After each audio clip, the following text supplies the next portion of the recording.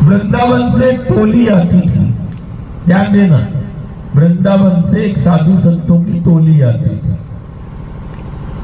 अब यदि कोई गांव में साधु संतों की टोली आएगी तो वहां घर परिवार उनकी सेवा में, संतों की सेवा में लग जाता है।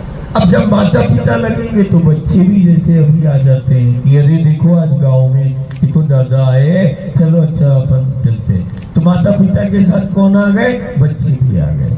ऐसे जब वृंदावन की टोली साधु संतों की आती थी तो वो परिवार संतों की सेवा में लग जाता था और परिवार के साथ वो बच्चे भी संतों की सेवा में लग जाते थे।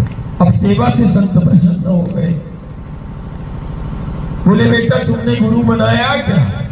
गुरु है क्या? बोले कि नहीं। बोले नहीं, गुरु बनाओ, यदि सेवा है तो गुरु होना चाहिए। अब बच्चे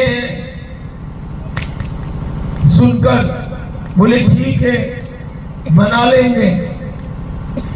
एक वर्ष व्यतीत हो गया, दूसरे वर्ष फिर वही वृंदावन की टोली फिर आती नर्मदा के तट पर। फिर वो अपने परिवार के संग वो बच्चे साधु संतों की सेवा में लग जाते। जाते समय फिर साधु संतों की इस टोली ने बोला बेटा गुरु बनाया? बोले कि नहीं। फिर वो बेटा बना लेना। ऐसे 2-3 वर्ष, हर वर्ष वो वृंदावन की टोली आती थी।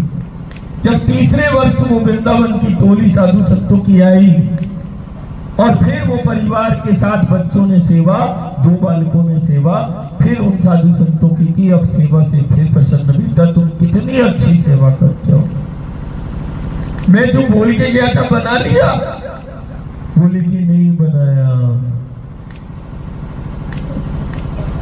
बोले क्यों नहीं बनाया?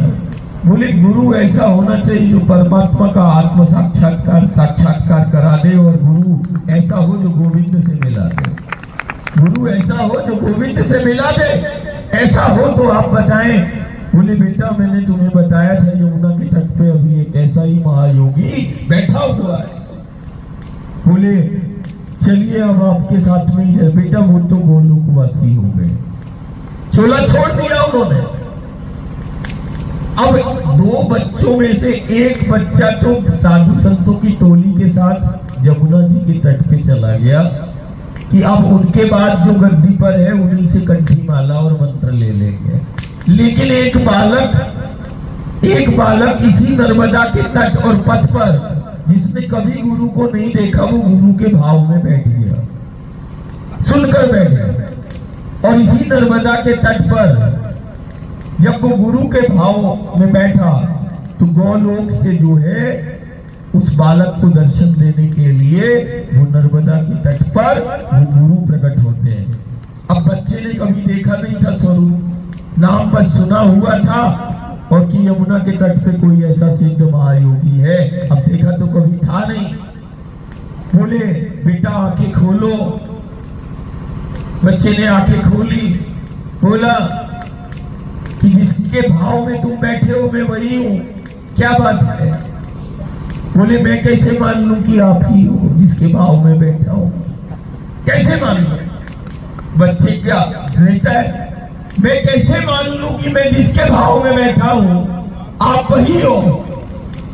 बोले बेटा क्या करना होगा?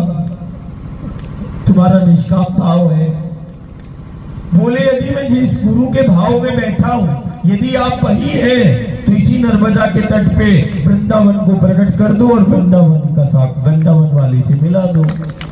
ऐसा बच्चे ने बोल दिया। कैसा बोल दिया? कि यदि आप वही है तो वृंदावन को प्रकट कर दो और वृंदावन वाले से मिला दो तो हम मान लेंगे कि आप वही है। बोले ठीक। उसके ऊपर गुरु कृपा होती है और 500 वर्ष पहले इसी नर्मदा के तट पर गुरु कृपा से उस बालक ने वृंदावन को प्रकट कर लिया और वृंदावन वाले से मिल लिया। ऐसा ही गुरु सेवा और गुरु भक्ति में देखो उसका सामर्थ्य, देखो गुरु भक्ति का, गुरु सेवा का और गुरु आज्ञा का, गुरु के भाव का। ऐसे ही गुरु का भाव मिला और दक्षिण तट पर एक ऐसा रहस्य अभी विश्व को पता नहीं है, दुनिया को